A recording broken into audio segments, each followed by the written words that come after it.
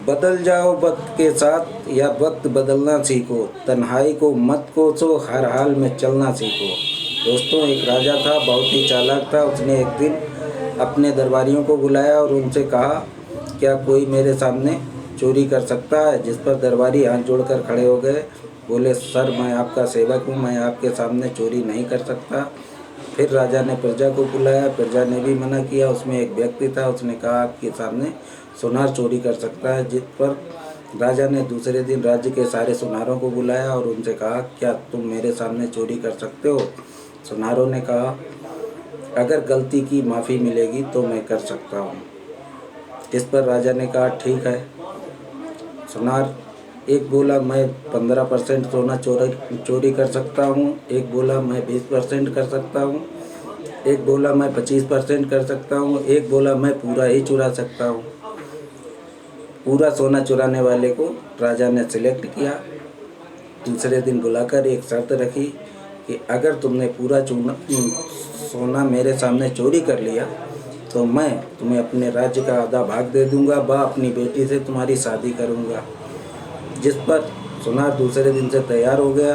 राजा ने उसे एक सोने की ईंट दी और उससे कहा, यह मूर्ति में डालकर मुझे देना होगा।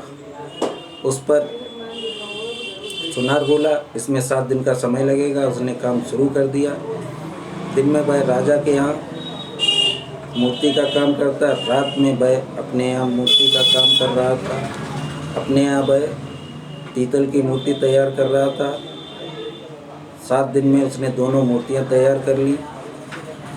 फिर शाम के समय उसने कहा कि मुझे ताज़ा दही चाहिए।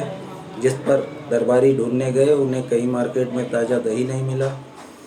फिर एक महिला दही बेचने निकली। वो दरबार के सामने से निकली। उसने कहा, ताज़ा दही ले लो। जिस पर राजा ने उसे खरीदा। उसमें सुनार ने मूर्ति धोकर दही वापसी कर दिया और मूर्ति राजा को देकर चला गया। राजा ने एक जौहरी बुलाया, जौहरी से उसकी जांच कराई। जांच में मूर्ति डुप्लीकेट निकली, वह पीतल की निकली। जिस पर राजा ने दूसरे दिन सुनार को बुलाया और उससे कहा कि तुमने चोरी कैसे की है? तो उसने कहा, साहब, गलती की माफ़ी दें। जो महिला दही बेचने आई थी वो मेरी बहन थी।